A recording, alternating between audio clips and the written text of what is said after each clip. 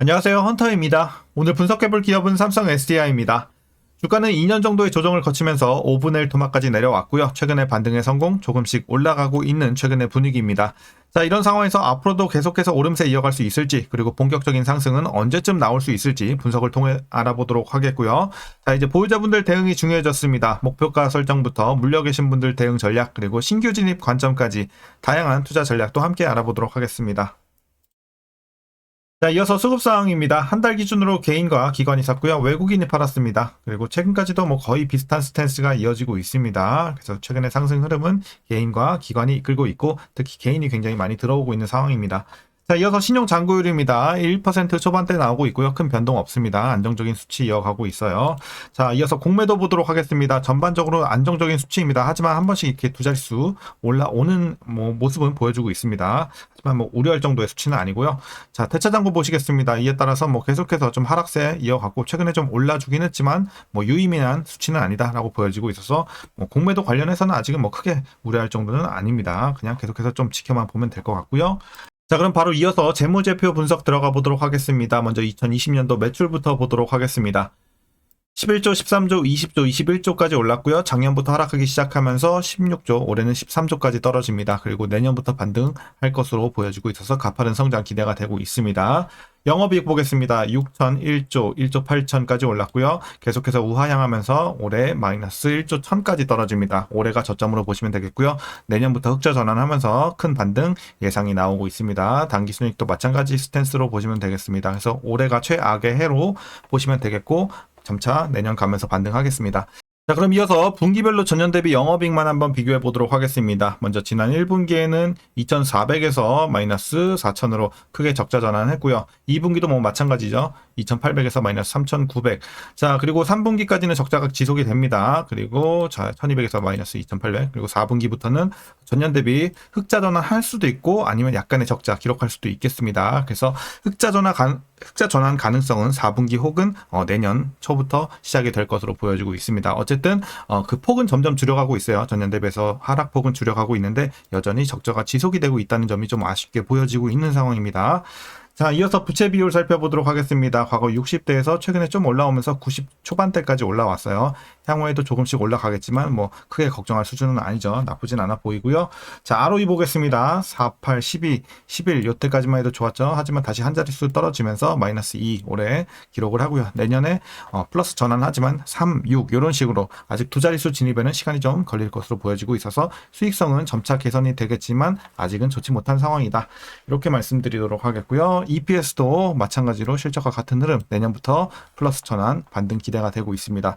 자, 그리고 올해 배당금은 1,013원 예상치가 나오고 있고요. 만일 이대로 배당을 하게 된다면 현재 주가 기준으로 계산했을 때 배당 수익률은 약 0.52% 기대해 볼 수 있겠습니다. 배당은 다소 소소한 부분이 있고요.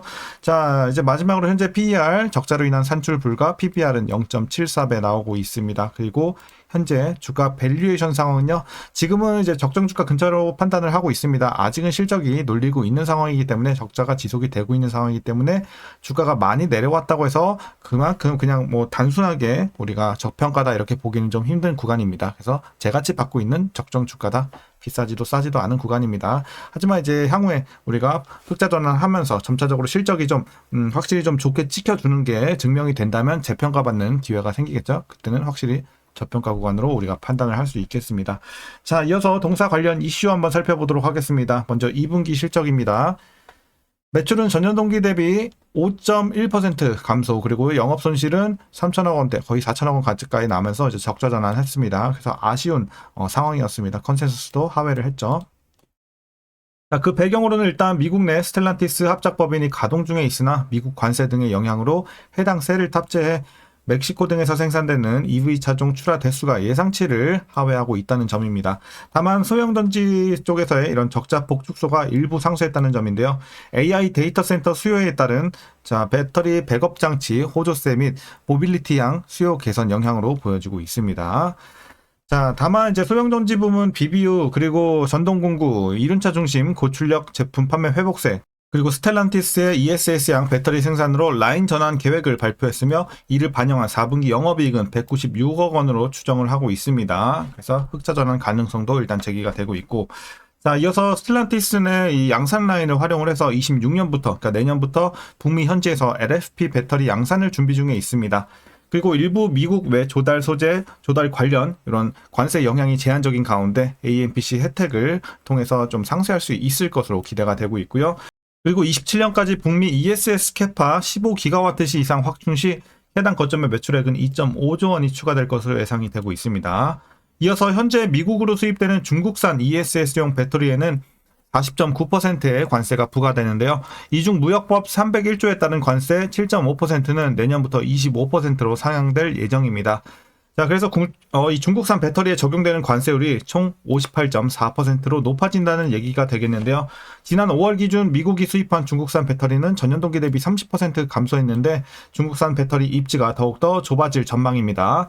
이에 따라서 삼성 SDI는 하반기 미국 ESS 시장을 발판 삼아서 적자 고리를 끊어낸다는 계획을 세웠고, 미국 시장에서 ESS 배터리는 중국 제품에 대한 의존도가 높았으나 각종 관세로 인해서 상대적으로 한국 업체가 유리해진 것은 분명해 보이는 이제 팩트로 좀 보여지고 있습니다. 그래서 이런 부분에 있어서 수혜 예상이 되고 있고요.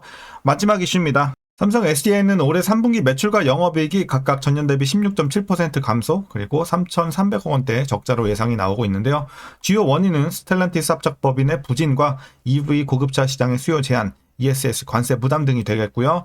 흑자 전환은 중대형 전지 출하 회복이 필요하겠고, 미국 현지 생산 확대와 더불어서 소형 전지 수요 개선이 일부 상쇄할 전망입니다. 그리고 LFP 배터리와 46 시리즈 원통형 배터리는 향후 수익성 회복의 핵심 동력으로 기대가 되고 있으니까 참고하시면 되겠습니다. 그래서 3분기까지는 이제 계속해서 좀 나아지고는 있지만 아직도 조금은 부진한 이런 것들이 좀 실적이 예상이 되고 있습니다. 자, 이제 최근의 이슈 이 정도로 정리하겠고요. 이제 마지막으로 여러분들 투자 전략 설명드리면서 영상 마무리하도록 하겠습니다.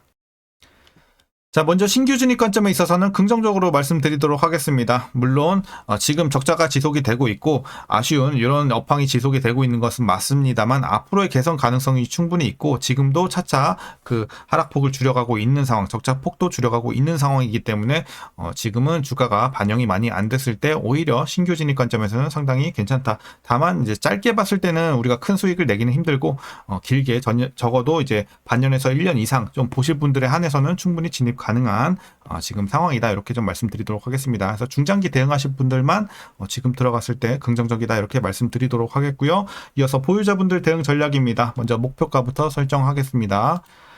자, 목표가는 현재 32만원 제시하도록 하겠습니다. 자, 현재는 여기까지 일단 열려있다 판단이 되고 있고, 이제 향후 재료에 따라서 실적이 좀 찍히는 거에 따라서 우리가 상향 가능성도 충분히 한번 노려볼 수 있지 않을까, 이렇게 점쳐지고 있습니다. 그래서 보유자분들은 계속해서 홀딩 하시면 되겠고, 아직은 익절 구간 바라보지 마세요. 익절하지 마시고 계속해서 그냥 중장기로 좀 대응하시는 게 훨씬 유리하지 않을까. 아까 말씀드린 대로 짧게 지금 수익 내긴 힘드니까 지금 중장기적인 관점에서 최소 내년까지 가져간다는 느낌으로 보셔야 큰 수익을 내고 나오거나 물려 계신 분들이 좀 빠져나올 수 있는 우리가 그런 기회를 잡을 수 있기 때문에 그렇게 한번 대응해 보시면 좋겠고요. 마지막으로 위에서 물려 계신 분들 대응 전략입니다. 라인은 하나만 드리도록 하겠습니다. 23만원 라인 되겠습니다. 자, 그래서 기본적으로 여러분들 평단, 자, 목표 주가 밑으로 32만원 밑으로 가능한 데까지 최대한 내려주시고 중장기로 보유해 나가시면 될 것 같고요.